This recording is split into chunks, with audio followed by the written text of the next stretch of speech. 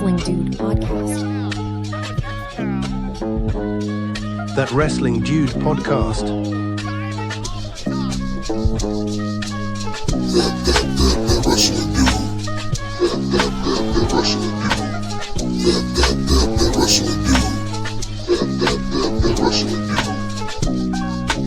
That Wrestling Dude podcast.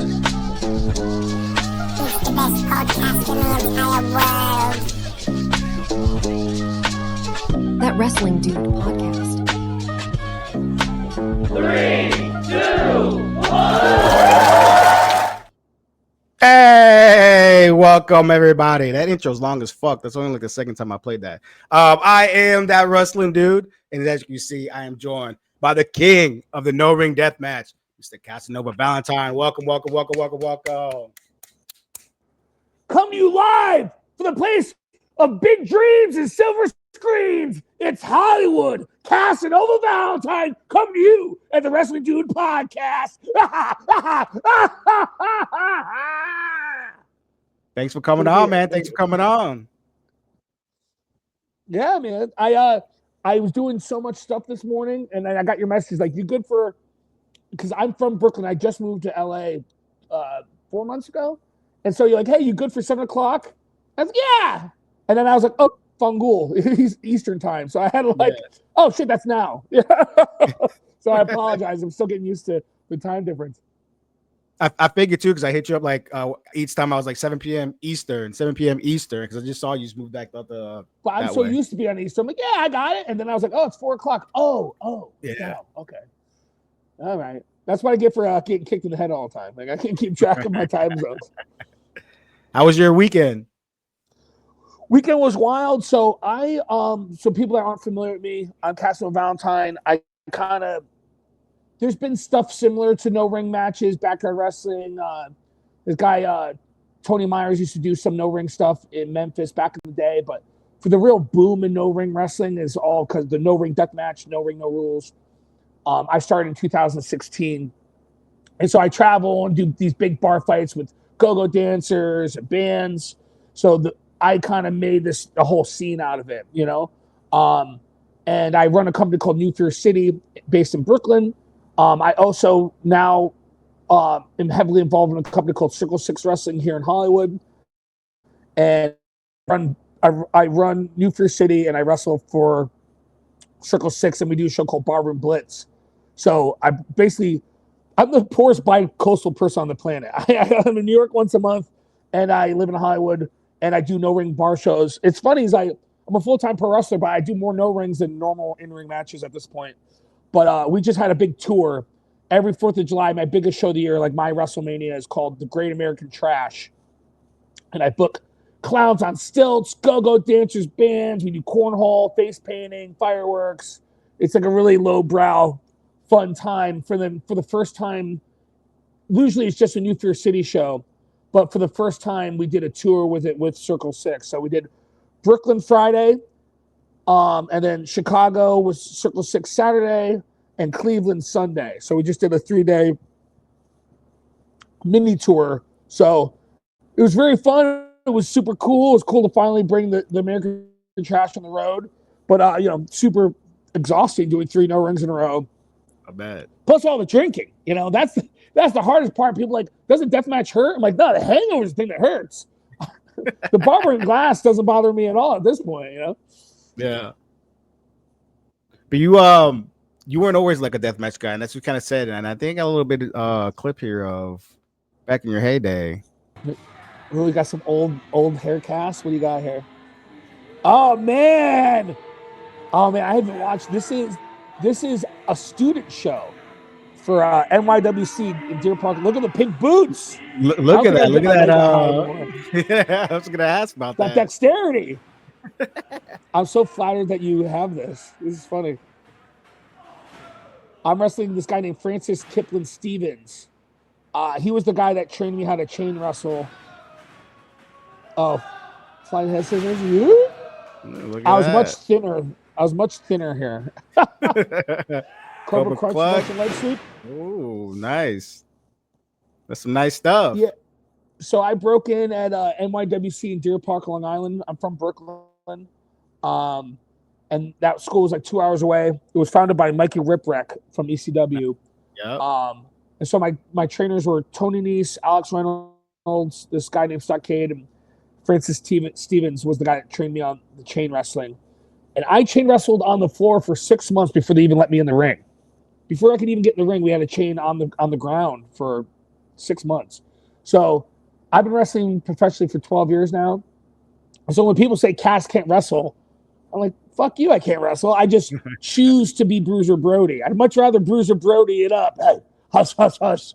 It's just I'm 6'3", I'm fat, I have a big beard. Do you really want to watch me chain wrestle, or do you rather see me punch a guy? It's just I wrestle to my strengths, Yeah. So what was the evolution into the no ring stuff? Yeah. Well, real quick though, I just want to say if you want to see subpar luchador wrestling, I can do it for you. If you want to see average mat wrestling, sure, I can do it. But I always learned to do what you're good at, don't do what you're bad at. So plus you don't need to see me rolling around. I'd much rather kick you in the head. The no ring wrestling started in an interesting way. I don't know if you know this, but there's a Vice documentary about me. Are you familiar with that? Yep. Yeah. I actually seen it. So what happened? Yeah. So this is how I was a local guy. I wrestled at NYWC. I just always wanted to be a pro wrestler. I just didn't know how to go about it. This is different because I was 12 years ago. It wasn't like as attainable. You had to like find a school. It wasn't. I feel like and when I wrestled to see my match, I had to wait for the DVD to come out. It wasn't like streaming. Even 12 years ago, it wasn't as accessible. You know what I mean? Yeah. So I went to a wrestling school in Long Island, and I broke in, and I was just a local guy doing shows for $20, in Nanuet, Long Island, and just small shows at the Boys and Girls Club, and I always wanted, and I was a bouncer at nightclubs in New York City, in Brooklyn, and I'd always wanted my cool friends to come see me wrestle. I'm like, hey, you guys want to go to the Boys and Girls Club in Nanuet, New Jersey, see me wrestle? They're like, no. Like, I couldn't bring, no one's going to go drive to the youth center. You know what I mean? Like, so I always wanted, I was like, I know, especially my character at the time was the hipster heartthrob, Casanova Valentine. And I was like, I know if I can make this can be cool. It doesn't have to be in a brightly lit armory, like this could be cooler, like, and I even told my friends who weren't into wrestling, I go, you don't think you like wrestling, but if you watch me powerbomb a guy 2 feet in front of you, you're going to lose your fucking mind. You're going to have a blast, Can I swear on this? Yeah, okay. Be yourself. Absolutely. Fuck. Yeah. Fuck. Anyway, so I had an idea to do an art show. I was bouncing this bar called Tender Trap in Greenpoint, Brooklyn, and Super Chief Art Gallery was curating smaller art shows, not in their gallery, but in the back of Tender Trap, like smaller side shows, B-side shows. And I'm an artist. I do paintings, do murals, I do illustration. And so I did an art show called Deathmatch, the art of the tragedy of pro wrestling. And this is way before Dark Side of the Ring or anything. So I paid like Ox Baker, Bruiser Brody, Owen Hart. I had a video on the screen playing real in-ring injuries. And I was like, all right, what can I do? What else can I do to make a cool art show? And I was like, you know what? Fungool, I'm just going to wrestle someone as a quick performance art piece in the show. So it wasn't some con idea I had to get around the commission. Eventually it worked to help me get around the commission, but it wasn't like I had this big grand idea. I just wanted to do an art show. And so I wrestled a guy in 2016 at the bar I worked at in the gallery in the back. And it just crushed. I've been doing art shows for years. I would do art shows with like break dancers and rappers. And I was always trying to do different outside the box things to get people to my shows. And it just clicked. I did the no ring show with the art show, and it just crushed. And everyone's like, when's the next one? I'm like, there is no next one. It's an art show. Like everyone's like, you got to do that again. You got to do that again. And I was like, and I felt like I had to make art for everyone. So I'm like, oh, I guess I'll do another art show. And I made all these paintings again. And that one crushed even more. And before you knew it, I had such high demand to do it. It was more of a happy accident, like I kind of just like, oh shit, there's something to this, And so I started doing these no ring shows. I still always incorporate art. I drew all the flyers. I would sell prints and stuff. Eventually, I didn't feel like I had to paint 20-foot paintings every time. But it just kind of snowballed into a happy accident. And then Vice did a documentary on me, and I always kind of knew if I could just mix nightlife with the wrestling, it would pop, because these are people who have never seen deathmatch. Usually, you want to see deathmatch, you gotta go to like Indiana at like an old furniture store in front of like 12 people, and it's like, dude, like this could be cool, I just need the right people to see it. And so now it's a whole thing. And like, thank God I was really sad in 2016 that I made this art show, because since then I traveled the whole world. I've done no rings in Japan, Australia, the UK, Canada, all of America. And I currently live in LA, and I do no rings with Circle 6 here in Hollywood. And it changed my whole life. I was also halfway out of wrestling at that time. By the time I had the art show, I hadn't wrestled in a while. I was kind of like, I wanted to be a wrestler, and it just gave me a whole new career. Now I'm a full-time wrestler. I'm constantly on tour. I wrestled in Thailand. Hopefully I'll go back to Thailand, Japan. October I go back to the UK. So it gave me a whole, the no ring really opened the doors for me. It's kind of interesting how I just made my own path. It's like I didn't know what it would be. I kept chasing art and wrestling, and it organically merged to make my life path. So I'm very fortunate. But pros and cons. It depends on what you consider success. Some people are like, oh my God, Cass, you travel the whole world, and you're a living, breathing artist, and you did this whole thing. I'm like, yeah, I got $12, dude. I have two schleckels I rub together. Whereas like my friends at home, they're like, you did your dream. I'm like, yeah, but you have like a beautiful wife and children and a house. Yeah, I've got glass that pop out of my arm every once in a while. So. It depends on what you consider success or what you want out of life. To each their own. There's no right or wrong answer what you want out of this, whatever this fucking reality is. But for better or for worse, I leaned into the traveling broke artist, and it's too late now. I gotta see it through. So we'll see. But you're right about making wrestling sort of cool again, because I think that's what's more to me missing here in Orlando, at least where I'm at in Florida. Is that party vibe when you go to a show? Like you don't really see that a lot. It's like you said, it's in a gym, like, or it's at the old armory. Yeah, it's like we got missing that part. Like, we got a 50-50 raffle at the intermission. It's like, this is not cool, dude. Yeah. Like my homeboys don't like wrestling, but if it was like a party, like it's a whole different thing. You can sell them compared to So like talking to Jaime from Loco, and the same thing. Like his shows are vibes or parties. Like everyone's getting loose, like having a great time. Yeah, and that's what I try to do. I try to explain to my people or my friends, my shows are wrestling adjacent. It's like it's a party where wrestling happens at. Yeah. But we have go-go dancers, we have bands, we have beer chugging contests in between matches. It's more of a vibe, and that way. And also, I'm known for deathmatch, but my shows aren't all deathmatch. Like I'll do a deathmatch in the main event. But before that, I have Santa Chiva do a comedy opener. I'll have like Oni King and AJ Gray beat the shit out of each other.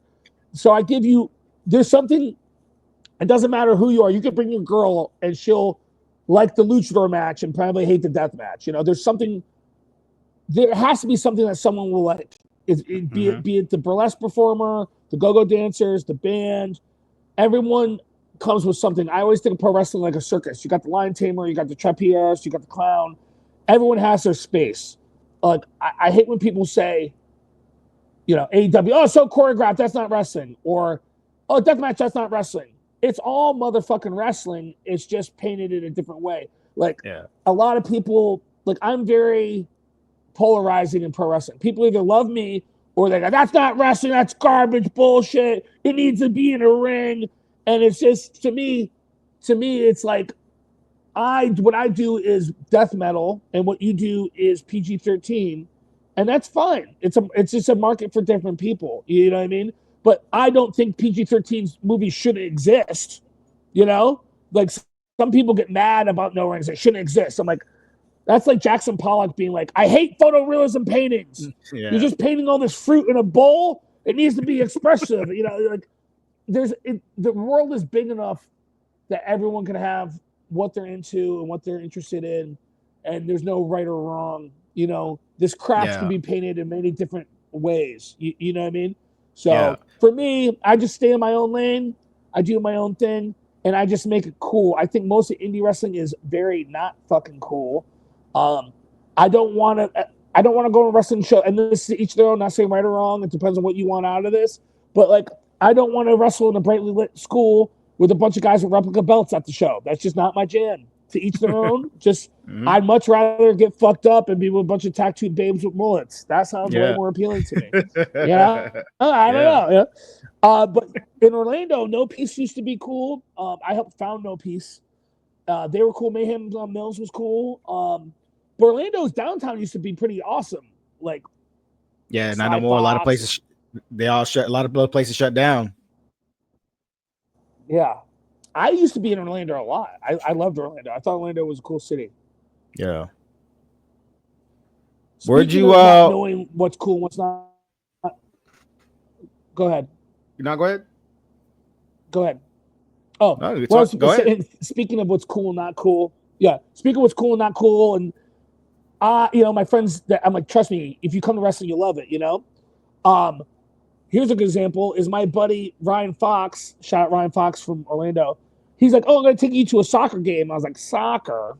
Nah. And I was kind of being a sourpuss about it. And boy, was I wrong. Dude, they're throwing like smoke bombs and people are fighting in the parking lot, chugging beer. And I was like, dude, I can admit when I was wrong. I didn't know this was going to be so lit. This is cool as fuck. So, I've learned to keep an open mind about things and be open to new shit, you know? Yeah. Was that the new stadium? I don't know. This is several years ago. I haven't been in Orlando in a bit, so I'm not sure. Well, you would have known one's brand new and the other one's like a fucking concrete stadium. I think I was in Orlando 5 years ago, 4 years ago. It's probably the new one. How soon is news? I don't know. Yeah, it's probably the new one. Yeah, they're not for a minute. Okay. Where'd you where's that? I'm still listening. I'm taking. Oh, sorry. One second. I'm taking my headphone out. I gotta plug my phone in. Okay. No problem. All right. 1 second, bro. Okay. All right. Task back.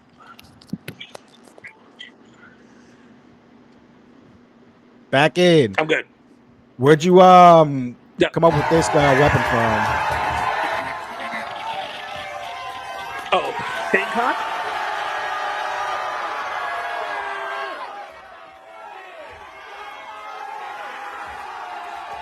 So brutal, right? So, Satan Cock. So that's the funny story about Satan Cock, all right? I didn't make Satan Cock up. There's a band from New Jersey my buddy Josh is in called Pink Mass. And they're kind of like Gip rock. They all dress up in like leather masks and like fishnets and shit. And the one guy, Jeremy, I think Jeremy's the one that made it. So shout out to my buddy Jeremy. He would play with a big dick with nails called Satan Cock. He'd wear that while I was playing guitar. And we did a show together called Necrofest in Brooklyn. Okay. And they loved Satan Cock. It was like one of their prized possessions. They always joke about it. It was on all their flyers, you know. But they, by accident, left it in the venue after the show. And I see it like just laying there on the ground. So I pick it up as a friend because I don't want to get thrown out. So I pick it up like, oh, shit, I'll give it to him. I'll text him in the morning. But I got their dick, you know? Yeah. So I wake up to a million messages. They are blasting on social media. Someone stole Satan Cock. And someone took our cock. Love piece of shit. You know who has the cock? And so I make a promo. I go, oh, looking for this, buddy? They're like, your dick belongs to me now. I don't as a joke because they left it, you know? Yeah. like I said with the No Rings Happy Accidents, right? Satan Cock got so popular, I started using it in matches, and people could watch me get stabbed in the face, skewers in my hand, gussets, but they draw the line at Satan Cock because that. There's videos of me literally getting like my skin cut open, but Satan Cock comes out, gets reported. That's the line for some people, you know. Cross the line. The big rubber dick. So I started using Satan Cock as a joke, and we were going to lead up to a match with the guys again from Pink Mass. We're going to do a double circumcision death match or something stupid. But then I did a show, and someone legitimately stole it from me. Someone actually stole it from me from a show. Damn. And then it went viral. I don't know if you know the Instagram account Subway Creatures? Yep. There's a video of it sitting alone riding the subway. And it got like 90,000 likes or something. So I was like, I feel like a male porn star. My dick is more famous than I am, you know? So Satan Cock went viral from riding the subway alone. So since then, I've made multiple Satan Cocks. I think we're on Satan Cock 8 now because they get or broken or some. I've sold a couple of them. Sometimes I'll make one and someone will offer me money for it. Can I get a match used cock? I go, yeah, dude. You know. So yeah, Satan Cock is like a stupid. It started out as a stupid inside joke, and now it's I got merch with it. I even sell pins of it. I have pins of the cock. So there you go. Yeah, it's not a bad merch idea. It's not a bad idea. No, not at all. You know what's funny is like same thing happened to you. Were you like lost your jacket and someone found it on some bum at some corner store or something? Okay, so you ready for this? So I did a show for On Fiction Pro in Columbus, Ohio, at a venue called Dirty Dungarees. And Dirty Dungarees is half punk rock bar, half laundromat. It's pretty cool to do a fight there. We did a whole spot where I got stuck in I'm stuck in the wash machine. You know, we did a whole fucking stupid angle with that. I pulled out a random dirty sock and gave the guy the socko, you know. Nice. So, yeah, I mean, there's so many ideas for a laundromat. But during that show, I have a leather jacket, and it says on the back, Casanova Valentine, fuck around and find out. It's a 4XL. Like, why? If there's anything to steal, why would you steal the scary one that says, I'll kill you? Yeah. Like, the biggest jacket. But some guy came in the show. I took it off, left it near the stage, and some guy came in during the show and stole it. And so it became like an ongoing thing because I wore it on my first tour to Japan. I actually have it right here. You know, I'm going to bring it over. This is the jacket right here. I have pins and patches from friends who passed away, too. So it has a lot of sentimental value to me here. This is the jacket. Casanova Valentine. Fuck around and find out. Yeah. Oh, look, this is one of the Satan Cock pins. There's one right there. Nice. That's dope. So anyway, we said keep a lookout because it's like it's clearly my jacket. It literally says my name across it. You know what I mean? You'll know it if you see it. And so we tracked it down. It was a homeless guy had stolen it, and I didn't want anyone to hurt him or anything. I go, dude, if he needs a jacket, I'll give him one. You know, like, just not that one. I need that one back. You know. It ended up not coming to that. I had a friend of mine named Cal finally tracked it down for me and got it from the guy. But it was a big thing on social media for a while. People tracking I get pictures of the guy wearing it. You know, like we tracked it down. The best part about that story, though, I probably shouldn't say it, but whatever, is he mailed me the jacket in the mail, right? And so I opened the package up, and I said, you know, it was gross. I'm cleaning it. Oh, fuck. And I go in the pocket, and wrapped in tinfoil is a big crack rock. Oh, shit. In my jacket. And I'm like, dude, you just mailed me crack. like we could have been in so much trouble. Or he's probably freaking out because he lost his crack. Yeah. So yeah, we had to smoke it real quick. We just joking, we did. But yeah, that's so funny. I crack in my jacket. What are you gonna do? But Yeah, I've lost a lot of things and gotten a lot of things, and it's been like when I come out, I usually come out with sunglasses, and I buy them in bulk because I lose them at shows, or I'll give them to a fan, and so I constantly losing things. Yeah, that's wild. What was the idea for this spot here? Oh, Well, the beer boarding. beer boarding. I'm going to go on the record, all right. And anyone who wants to fight me on this, I will show the dates. I was the first person to ever do a waterboarding spot in wrestling. You're the first guy I've ever seen to do. Listen, if I'm wrong, I'll take the L. But it's me. I did a beer boarding spot in the second no ring I ever did in 2016. I waterboarded the guy with beer. I just was like trying to think of outside the box.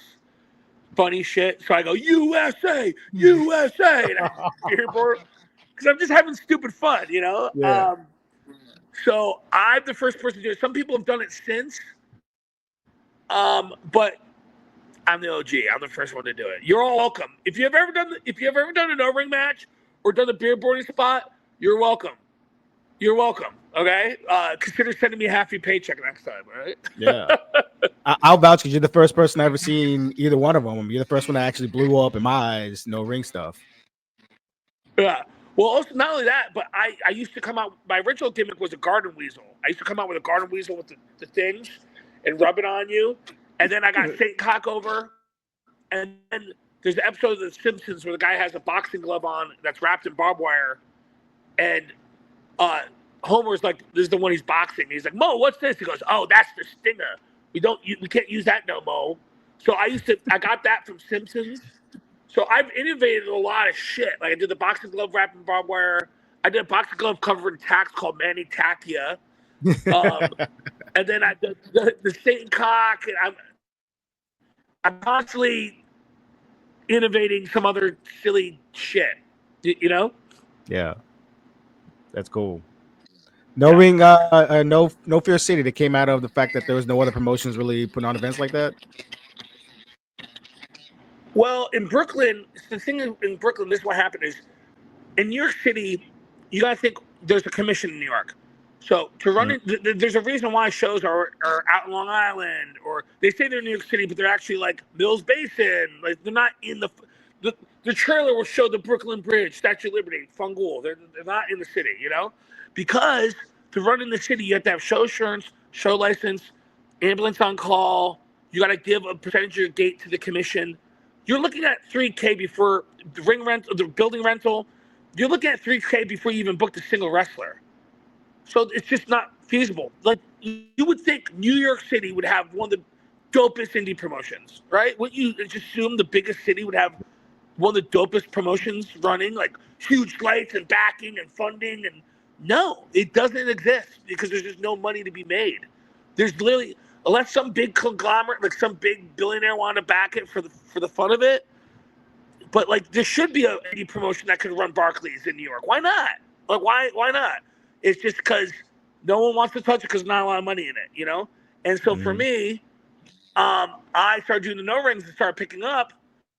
And I go, well, this is performance art. Why should I give the commission half my money? Like imagine there's a sword fight in the middle of a play. That's not combat. Like, you know what I mean? And so I started doing I've been doing no ring shows since 2016. So how many is that? 9, 10, 11. Yeah, so 9, whatever. And the commissions came at me here and there, but what I do is I don't announce the venue till day of. I secret location, you know. And also I don't poke the bear. I'm not constantly making promos go fuck the commission. I just stay in my own lane.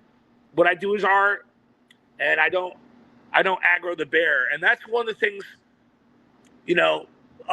Imitations is the most sincere form of flattery, but that's why I get pissed sometimes because some other person will try to, I'm going to do no rings in New York too. And I'm like, brother, don't, because you don't know. First of all, I've been doing this. I'm trained. I'm not a backyarder. I'm a full-blown trained wrestler.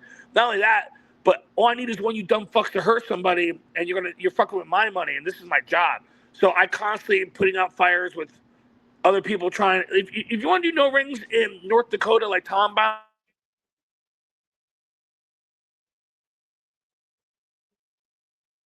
don't care. Do you hear me?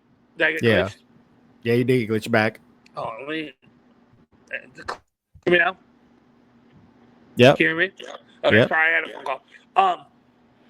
The thing is, like I had this one guy that tried to do no ring, no rules, and he was advertising it. He was saying "fuck the commission." I'm like, dude, it's not your fight. I've been doing this longer than anybody, and it's not your place to yell at the commission. Just ignore them. Stay in your own lane. I just do my own thing. You know what I mean? Like, I don't need. I'd rather be a drug dealer. Move in silence. You know what I mean? Just fucking make your payday. I get nothing to gain by fighting with the commission. I just want to put on dope shows with my friends and have fun. And if I can make a little money, I will. You know what I mean? Yeah. Can't ask for nothing more than that. Let's go into your long list of busy ass schedule you got coming up, man. July 11th, Crimson Crown in Anaheim. Is this the first time working with them? Yeah. Oh no, I've worked with Crimson Crown a couple times. They're like the LA scene's interesting. They're like I feel like the only deathmatch company out here, really.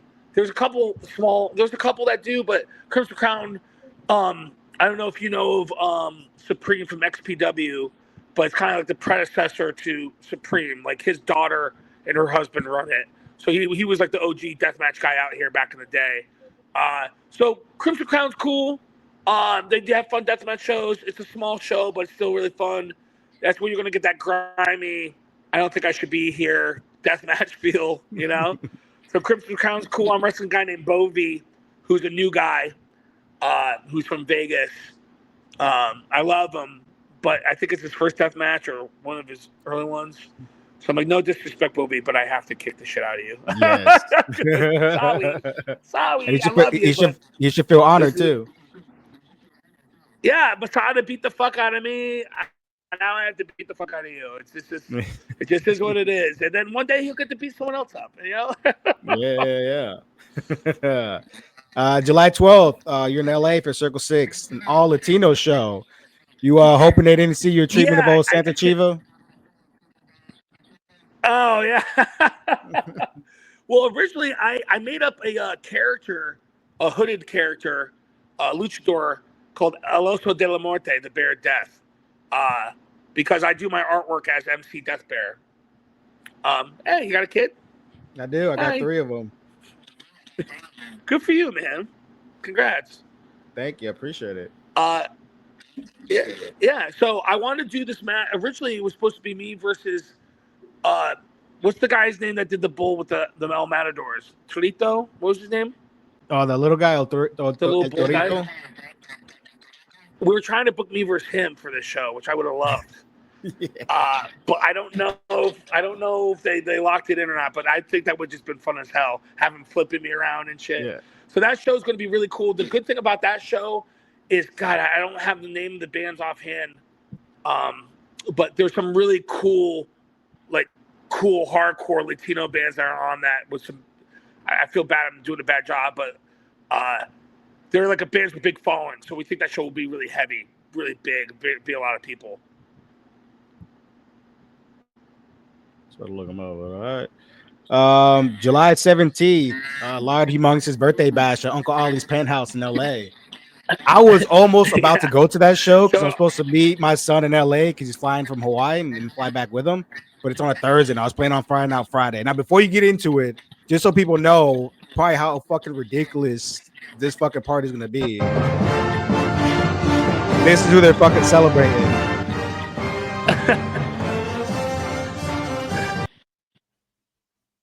Yeah, Lard, dude. So listen to this. I do artwork as MC Death Bear, and I'm originally from upstate New York before I moved to Brooklyn when I was like 20. Lard is from upstate New York too, and we've known of each other for years, just from art. Like me and him used to talk back in the day about artwork, and so we've known of each other for a very long time.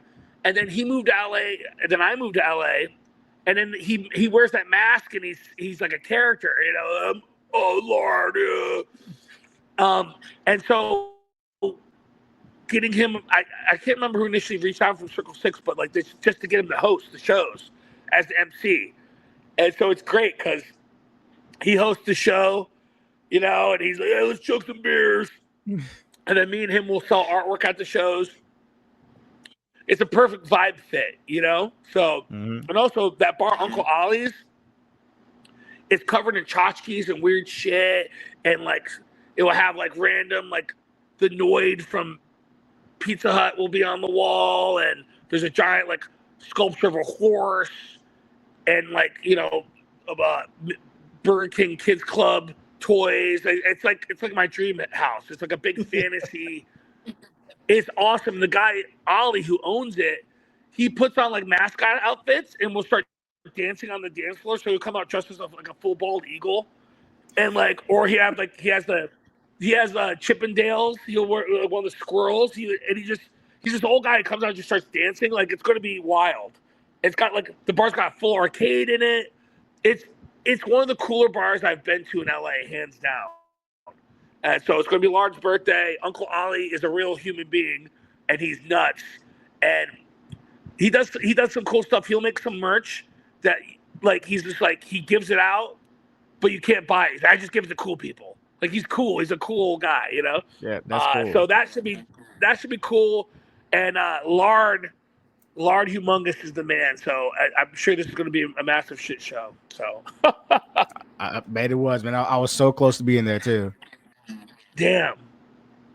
See, July 25th, Circle 6's SummerSlam in San Diego. Are those San Diego fans just as wild as like the LA fans? Because you'd figure San Diego, you'd figure they're more laid back kind of people.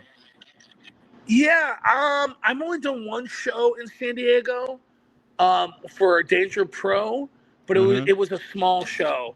So I moved here, so I'm not sure the vibe yet. But this is going to be a very big show in a ring. SummerSlam, it's a Comic-Con weekend. We got Danhausen's on the show. This is one of the bigger productions where they're going to pull out the stops or probably live stream it. You know, so we didn't get him, but we were trying to get McFoley on the show as like a host. But like, that's the kind of thing. This is one of the ones where it's going to be a bigger event. So I'm just happy to be part of it. I had to take it off. Thank you. So SummerSlam is like going to be one of the premier shows of the summer, probably. Like, if there was one to go to, for a Comic-Con like that in San Diego. Yeah. Yeah. You ever done shows like that for a Comic-Con? Any kind of Comic-Con? What's funny is there was a clothesline called Scumbags and Superstars based out of New York, and they would do like cool outsider art, weirdo shit. It was always pins and patches and like Madball design, and I'm into all that. I collect old toys and Scuzzy. That's my vibe, you know. Yeah. Like, you know, Beavis and Butthead, Ren and Stimpy kind of shit. That's basically who I am. So Scumbags and Superstars was a clothesline, and they used to have a booth every year at Comic-Con. So I used to work the booth with them for years back in the day, and I would go get all the toys I needed and shit. Yeah. But I used to go to Comic-Cons. I've never been to San Diego Comic-Con, only New York. So it's kind of cool to knock it off my list, you know, just for life. It'd be kind of fun to go to, you know? Yeah, no, for sure. So July 28th, you're hosting a comedy show. Tell me all about that. When did you get into comedy? How long you been doing that? So here's the thing is, I did stand-up once. I've only done stand-up once. I did it at I got the Comedy Store. On Mondays, they do like a thing that's really hard to get in on. But I was fortunate enough that I had some ins there. My buddy Sean, he knows people there. So I did 5 minutes at the Comedy Store, and I crushed. I did really good. I always thought I could do stand-up, same thing with wrestling. I'm like, I'm big and strong. I can do this shit. And I'm a big stand-up comedy fan. And I was like, I could do this. And so I just did it once, and it went very well. And then I was like, you know what? And I was talking to people. I was like, yo, let me do. I'm like, where are the open mics? Where should I start going to do open mics? I would like to do open mic once a month, you know? And then Sean, my buddy, he hit me with a reality. He goes, dude, why don't you just do your own show? You did your own no ring. Instead of like begging to get on these open mics. He's like, so our office, Circle 6, is above a bar called Knucklehead in Hollywood off Santa Monica Boulevard, right? So it's like, it's where we do all the Barroom Blitz, most of the Barroom Blitz shows. It's like it's a separate business, but we're best friends. We're office upstairs. We hang out with the owner every day, and they're only open for events. So they're not open 7 days a week. So they're constantly looking for events or things to do. So it's like, why? It's like, dude, just do one Monday a month. They're not open on Mondays anyway. They're open up if you can just get 30 people there. Juice is worth the squeeze. Yeah. So I was like, yeah, fuck it. Instead of just, so I just decided. So I just did my first show called Chuckle Fucks last month, and it was great. We had like 10 comics. I want to make it more of a variety show. I want to get some different things, but it was super fun, super great. And so now once a month, I'm going to start doing it. And the next one I want to fully film, and we'll have that uploaded to my YouTube channel for free. You know, I release all the New York City shows for free, and I also do a travel vlog called Valentine Vision. I release for free. I'm really proactive in releasing stuff, so I'll add that to my channel. We'll start doing Chuckle Fucks, you know, and hopefully something comes from it. But yeah, it's kind of cool. It just added another thing to my hat, you know. I also I do artwork. I sell paintings and stuff, and I just launched a clothesline called Let's Fucking Die. That's all artwork for me. So I'm hustling, man. I got a clothesline. I got a comedy show. I'm being as proactive in my future as I can. Basically, this is me being sentimental, but one day I'd like to be married and have kids. And being a full-time wrestler, as much as I love it, I don't know if I could ever swing it, you know? So I'm just trying to open up the door with podcasting and comedy. If I can get into stunts, just whatever I can to be proactive to one day hold a kid, you know? So, you know, I'm starting to feel, I guess it's a midlife crisis, but I'm starting to feel like I need to take these steps to, like, you know, do more, you know? Yeah, but that's awesome though, because you're living life, and you know, like, Yeah. any opportunity you're taking, that shit's awesome. Yeah, I'm just taking the initiative, you know? What's your comedy about? You do like real life stories, you have bits, like what's your whole gimmick with it? Well, I mostly do stories. Because I just have funny ass stories from when I was growing up, and like, you know, most of my stuff isn't written jokes. It's more like real shit that happened. I'll give you one of the jokes I have. Well, this is a real story. Is we were the first house to get an inkjet printer in my hometown. You know, how old are you? You might be my age, right? How old are you? Oh yeah. 40. I just turned 40. Okay, I'm 38. So like, I'm both older. Yeah. So I didn't have a cell phone until college. Yeah, I didn't have a cell phone until college.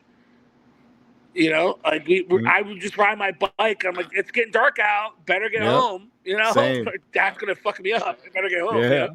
So just different. It was different times. So we were the first house to get an inkjet printer, and my brother, who's a very intelligent, very cunning. My brother's like with it, right?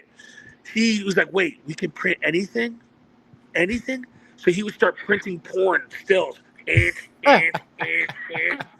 he would just still photos of naked chicks, right? Yeah. And he put them in a binder and sell them in school. He's like, we got Latino, we got Asian. What would you need? Tim was cleaning up, selling inkjet printed. You know, that's all you could get on the back of the bus. And my dad, he bought it for his silkscreen printing business. You know, he needed to print memos and shit. And my dad's like, how are we out of ink again? We're out of magenta. And my dad was always, to this day, my dad doesn't know that Timmy was slinging porn, slinging stuff on the bus. You know, so like, it's just more of like funny stories from when I was a kid and silly shit like that. It's more storytelling, I guess. Yeah. And you know what's funny is people don't realize is that first off, those pictures took fucking forever to download, and then that printer, kids have no idea. all day it takes to download, and then the printer you print like 5 pages and already be out of ink. It'll be out, yeah. And also, if I wanted porn, I had to find it in the woods. You know, like on the train tracks, there was a porn. Like kids now, they're just like 40% gangbang, boom, and their phone just magic. Yeah, absolutely, yeah. No idea. It's crazy to think of like the innovation from when we were kids to now, like AI art and shit. Now it's like, wow, like holy shit. Like I just saw, because I do murals, I do big spray paint murals and paintings. There's this artist I just saw. There's some app that they made application on the Oculus headset, where it shows your drawing on the building, and all he has to do is trace his drawing with the headset on. That's wild. And like, that's incredible. Like, and some people are hating on it. Like, all you're doing is tracing your art. It's like, no, that's all you're doing is saving more and more time. It's his artwork already. He's just redrawing it with the help of, otherwise he just had to freehand it or set up a big projector outside and trace it. I think it's dope. I think of it like this with art. Is some people are all scared about AR art, but DJs didn't replace live music. There's still people that learn piano and guitar, but you can also program a whole thing into. But there will always be people that do oil paintings and paintings, but AI art is just making more shorthand for some people. Like, and also some people don't have the time. Sometimes I need to make a dope wrestling flyer, and I'm not available. Also, I hand draw everything, so sometimes, like, I haven't been doing it, but like, if I could have an app, just like, give me a skull holding this thing dripping with blood, and this is the motif. I want to make it look like a Xerox screen. You're just basically an art director, because that's what you would do as an art director anyway. As long as you're not like blatantly ripping someone's artwork completely, and you're being honest that it's AI art, I think it will have its own place eventually. It's not going to replace artists. If you're an artist, you're going to make art. And also, if you make art, you do it because you love art. I didn't become an artist because I wanted to make tons of money. Barely any artists make money off art anyway. I do think it's shitty to, hire that instead of an artist, but that's only if that's what's if you want fine art. But like, if you just need to make a quick show flyer, fuck it. Just fucking, Yeah, absolutely. Why not? Yeah. Okay. August 2nd, heading to Boston. ICW, no holds barred. Yeah. Ready to have some fun over there? Are you familiar with those guys?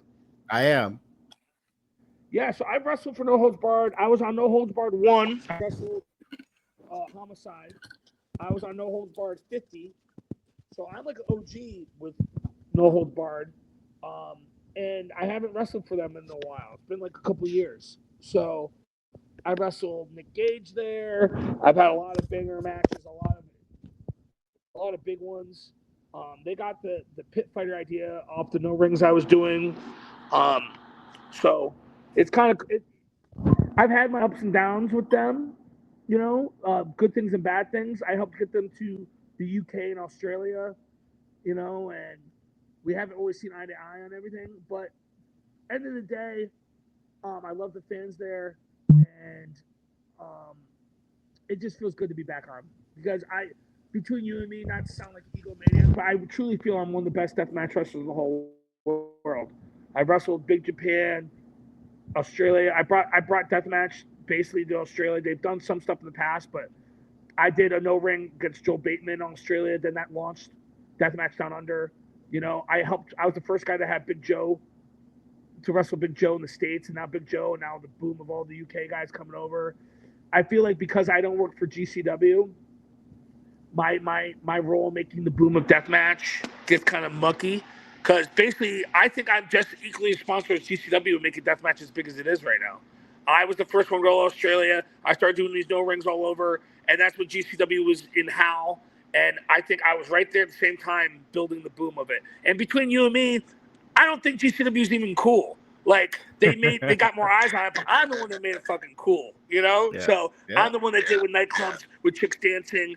Like, they wouldn't know what cool was if it kicked them in the ass. There's nothing cool about GCW shows. It's just a bunch of fucking guys in mesh shorts and hoodies. Ugh, they're not cool. There's no vibe there. But they did. They were there and getting, because deathmatch was kind of down for a long time. Like Tremont and a couple guys during the Dark Ages kept it afloat. God bless them. But I think me and GCW, we started the boom of it being a huge thing now. So I'm happy to be back at ICW, because I think I deserve to be in one of the more bigger deathmatch promotions, for all the fucking blood I've spilt for it. I think I deserve to be in the conversation. I was wrestling in Japan. Wrestling in Japan was great. I had to stay in the dojo, so it's like I was there for a month, and so like just waking up at 8 a.m. to clean the dojo and clean the place. I lived like a monk for a month, you know. Had That's sex cool. for no That's a one. real Cleaned the experience. toilets. Yeah. I mean, it was cool. Like that's that's how you gotta get good. I was by the end of the tour, I was fucking. Because I also had the gym in the place, so I could lift weights every single day, and all I had to do was wrestle every single day. So by the end of the tour, I was so fucking good. I was like fucking killing it. Plus, I'm wrestling people that don't speak English, so it upped my game huge. You know, having to go out there every night, wrestle a guy that doesn't speak any English, and you can still vibe out a great match. That's when you get real good, man. Like, I've been lucky that I've wrestled luchadors, Japanese guys, and like I said earlier, like I'm known for being a big Bruiser Brody, but I can wrestle any style. I can wrestle luchador. I could base a luchador for anything. I can do World of Sport if that's what you want. I could even do the MMA, IWF rules. I wrestled in college and shit. Like, it's just I prefer that style.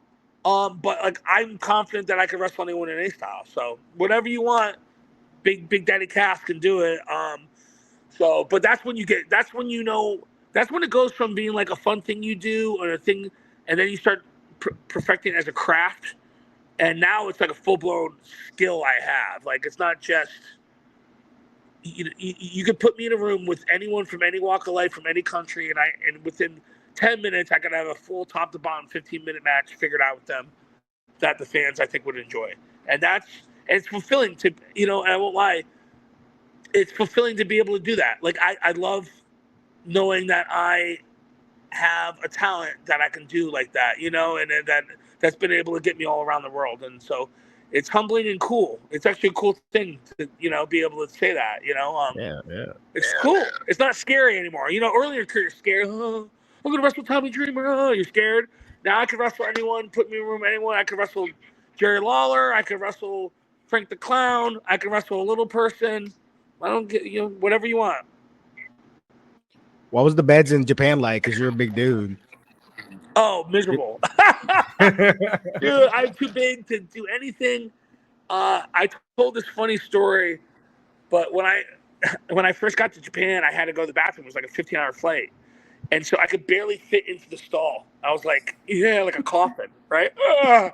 And I close the door, I'm stuck in there, and I go to pull my pants down and sit down, and my hip presses every single button of the bidet. And the hose comes up and just starts spraying up my back. Hey, I was trapped in this room getting soaked. And so I come out just soaking wet, and everyone's like, what happened? I'm like, I don't want to talk about it. So Japan, also another hard thing with Japan is like, it's just a different culture, Like I couldn't go to the gym because of my tattoos. I could go to the gym at the dojo, but before I met up with that tour, I was doing other shows.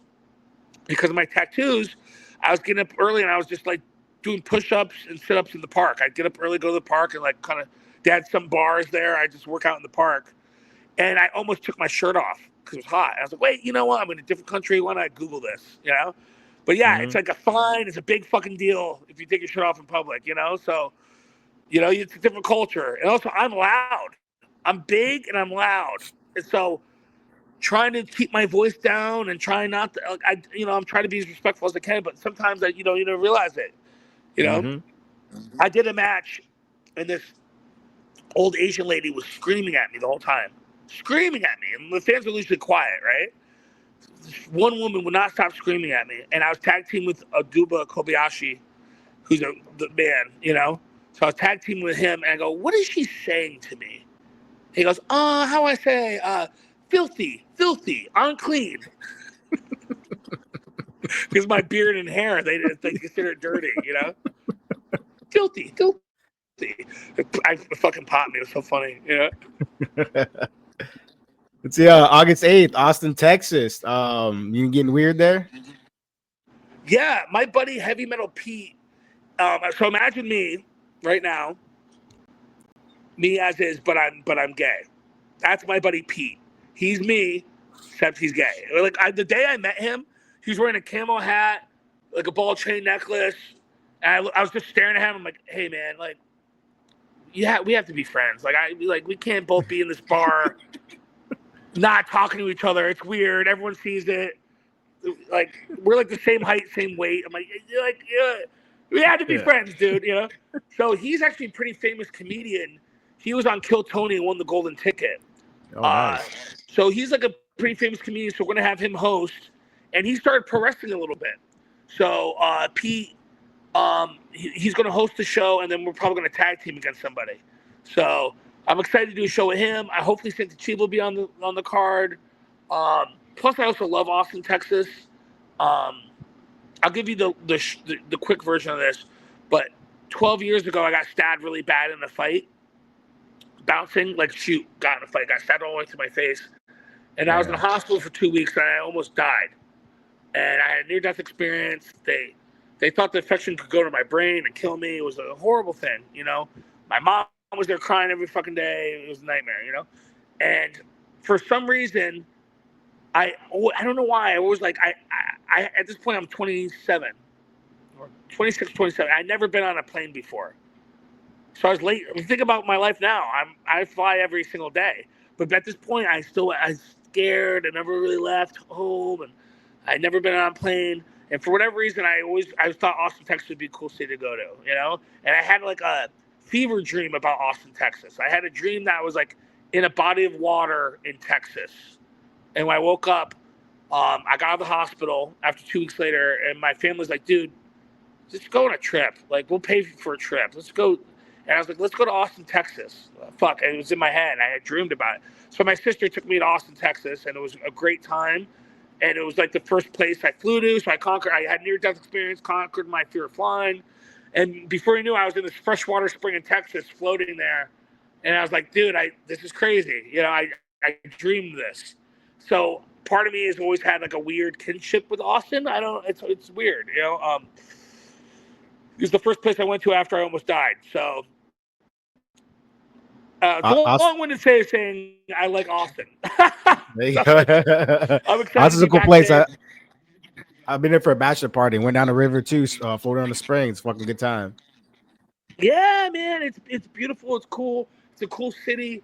And you know what I'd love to do is if Kill Tony, I gotta check their schedule, but if they're running that Monday, I might try to stay and try to sign up. So we'll see. I'm gonna work that out. Oh, that'd be awesome. Yeah. Let's see. August 14th, Chloe Mania in LA. Back to LA. Yes, Chloe Mania. That is this girl that's she's like a social media person, and she's cool. She's like missing a tooth and she's rough. That's a Barroom Blitz, I think. All the Barroom Blitz shows are cool. They're at Knucklehead where I do the Chuckle Fuck show. It's kind of like our home base. Just cool ass show. Yeah, I'm looking forward. Anytime we get to do a local LA show now, it's great. You know. Yeah. Then August 17th, back in New York, Otterbox. Yeah, so there's a recording studio called Otterbox that I'm friends with, and they run next to one of the clubs I run at.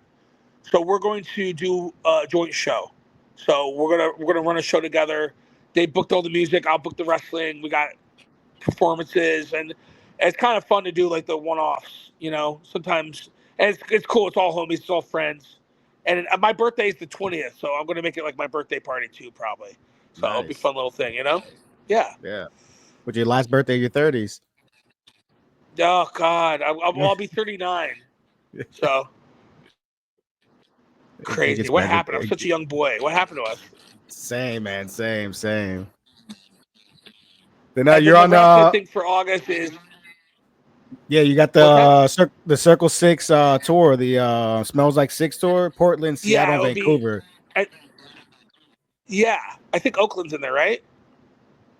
Oakland go back. might be in there too. I don't know. But I wrestled in Vancouver for a couple companies. I wrestled for WrestleCore and No Fate in Vancouver. But plus, I've got a really cool pocket of friends in Vancouver. And I've never done. Oh, I did Portland once. I take that back. I wrestled Portland once. But there's a bunch of cool places in Portland I want to see, and so yeah, it'd be kind of cool to do another tour this summer. So I'm excited about all that. So yeah, I got a busy fungal summer, and hopefully by next year I'm trying to get back to Thailand. Well, I might go to Thailand by November, but I'm trying to go back to Thailand. I'm trying to go back to Japan. October I go back to the UK. At this point, I don't know how much longer I'm going to be wrestling. I'm going to be 39 in August. So I want to do as much international traveling as I can before the wheels fall off. So to me, those are I want to travel as much as possible and just experience as much as I can before this ride's over. Yes, sir. Who do you wrestle for in Thailand? It's called Papaya PSE? Entertainment. Yeah. My buddy, Pattaya Sonny. Sports Entertainment or something like that. Yeah, Sonny Yeah, Z. you know Sonny Z. Yeah, he's the man. Yeah, I'm gonna try I'm to gonna try interview to him go. on Thursday. Oh, really? Hey, tell him that Cass, because I just talked to him. I'll bring my No Ring World Championship to Thailand, and I'll take it to China. I want to make a whole Asia tour here. Let me show you the belt. Nice. I saw pictures of the belt. That belt was fire. So I had my buddy Baker, who's an artist from Australia, design it. Look at this shit right here. Yeah, that's just dope. Reaper holding it. Yeah. So it's not the New First City belt. It's not the Circle 6 belt. It's the No Ring title. So I want to bring it to Time Bomb in North Dakota. I want to bring it to Baka Gaijin with Chris Brooks in Japan. I want to defend it anywhere there's a No Ring show. So I want to bring it to Asia. I want to make it a legitimate world title, So, so when you see Sonny, the Cass wants it, dude. Make it happen. It's always bringing the title. Yeah, man. Who was your first wrestling crush? My first crush? Wrestling crush. Oh shit. Because I was thinking about the other day, like I was a little bit too young for Sonny, so I would think maybe the first one would kind of be Trish Stratus in my eyes for me, because I mean I wasn't into Sable at all. Yeah, I think either Jasmine St. Clair or Dawn Marie. Jasmine St. Clair. I was ECW head. Oh yeah, I love Dawn Marie too. I know Jasmine St. Clair now. She's out here. We do shows together all the time, and I don't care, man. I'll always have a crush on her, dude. I don't. Her and Blue Boy. She wants nothing to do with me, but I always let her know. Just so you know, I loved you as a kid. Just in case you've forgotten, just remind you. Just once. Any up and comers out there people need to start looking out for in the No Ring deathmatch scene? I'm going to put over some guys that I think deserve to be put over. My buddy Gabe Sky. Well, in kayfabe, I'm a bad guy. Just beat him up, but man, he's fucking good. He should get a WWE ID. He should. He's got abs. He's got a great look. He's handsome. He can go. He can wrestle anybody. He's supremely talented. We call him the Ace of New Fear City. He's one of the guys that could put on a match with motherfucking anyone. There's this guy in New York right now named Oni King, who's coming up. He's from House of Glory. I just started using him. Dude, he's this bald black guy with a big Japanese tattoo on the back of his head. He's a legit martial artist, and he's cold as fuck. He's fucking dope as hell.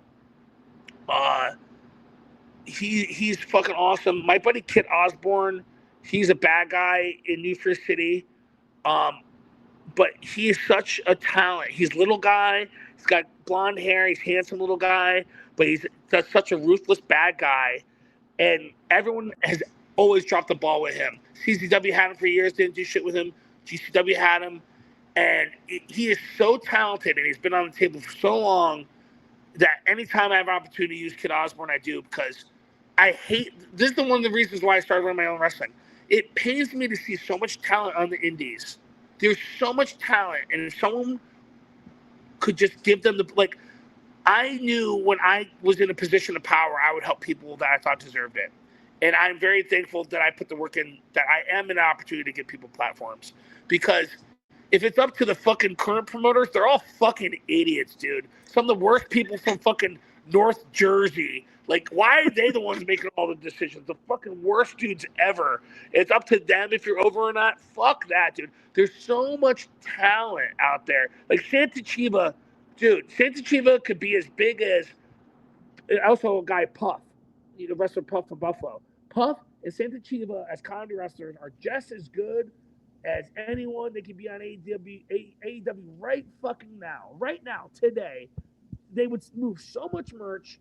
They would do so much shit if someone would just lean behind them, And not that I have it like that, but the little bit I do have, I love to give back. So if I see a guy that I really believe in, who I think can bump, and if I can help them in any way, I will, And that's what's disappointing sometimes. And that's the reality of wrestling. It's booking. And also, perception is reality. You know, if I eat the pin every time, even though it's a fake fight, and I eat the pin every time, people are gonna stop buying my merch. They know Cass loses. It's stupid. You know, you can push a guy. There's a couple wrestlers I can name who get pushed down your fucking throat, and they're in the main event all the fucking time. Are they the best wrestler? No. Do they sell a lot of merch? Yeah. Want to why? Because you made them the main event forever, and everyone's like, "This is the main event guy." It's like, but perception's reality. If you push the good guys with talent, you know, like if you power book your friend to wrestle every famous wrestler ever, he's going to eventually get over because you're giving him the best matches ever. You know what I mean? Like, it's one of those weird arbitrary things where this art form gets muddled. You know what I mean? Because at the end of the day, it's up to you to pick who wins and loses, the promoter. You know, and you have to do a good job of picking who the crowd is behind and who you think can actually go and who could do the best business. You know, it shouldn't be just pushing your friends. It should be pushing people who deserve to be there. And there's even some people I don't like who I'll be like, no, but that guy fucking goes and he can go and I can do business with him because I think he deserves it. You know what I mean? So that's one of the harder things with wrestling. So there's plenty of guys. Oni King, Gabe Sky, Kid Osborne, Santa Chiva. There's a wealth of talent that's out there, you know? Yeah. You got anything to promote else? Or put out your socials out there? Yeah, I got I have a clothesline called Let's Fucking Die, lfdsupply.com. You can buy paintings from me. You can buy shirts, paintings, like handmade paintings, prints, stickers. They make ours, MC Death Bear, still do. You can buy a sticker pack. That would greatly support me. And that's pro wrestling adjacent. You know, it's just anyone that thinks my art's cool, you know? So Let's Fucking Die. Yeah, I got one of the Let's Fucking Die shirts right here. I'll show it to you. Boop, boop, boop, boop, boop. So Let's Fucking Die is cool. Reaper. You know, holding a knife, you know? Let's Fucking Die. It's all my artwork. Yeah, that's cool. So yeah, I got a clothesline, Let's Fucking Die. I do Chuckle Fucks. It's the last Monday of every month here in Hollywood. If you want to follow me on Instagram, it is MC Death Bear. If you want to follow me on Twitter, it's Black Death Cast. I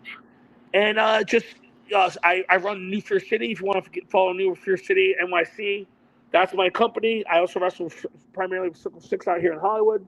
So, and I wrestle some promotions I put over. On Station Pro uses me a lot in Columbus, Ohio. Crimson Crown Wrestling, Danger Pro uses me. There's a bunch of different places that support Cash. And just buy some artwork. And if it's not me, if there's some cool local wrestler, follow his shit. You know, if you go to local shows, man, like there's so much talent out there. I hate when I do these signings. Like I'll go to normie stuff where like Rikishi and Godfather at, you know, and like these fans aren't going up to the indie booths or talking to indie shows. It's like, you know, like support the local team too. Like you know, like I get it. Like you want to see. You know, I like big time pro wrestling too, but like, dude, you got a neighborhood promotion, go out there, buy a shirt. These are the next generation guys, man. That's where they're coming from. So support indie wrestling. Also, another thing is just be kind. If I can leave with one thing, just be kind, man. It's so easy to be bitter and nasty and world and tribalism. Like, fuck that, fuck this, dude. Make cool art. Be nice. Help your friends. Just be a good motherfucker, man. It costs nothing to be positive and to be good in this world. Just be kind, man. Life is hard enough, dude. Life is so fucking hard. Like my love life is all fucked up. I just moved to LA. I got to pay rent on this fucking place. I'm trying to make ends meet, and I still don't let it get me down. You gotta be good and kind to each other, man. So, Casanova, when I'm in the ring or no ring, Barry, I'll rip your fucking face off. But when Torrey Toronto comes home, he just wants to be happy and take care of his friends. So be good to one another. I love that final message. Guys, thank you for coming on. Folks, thank you for tuning in. Go check him out. He's on a tear right now, all over the place. Check him out before it's too late. Thank you again for coming on, man. You guys have a good night. Yeah. They said mine. They said mine. Get the fuck out.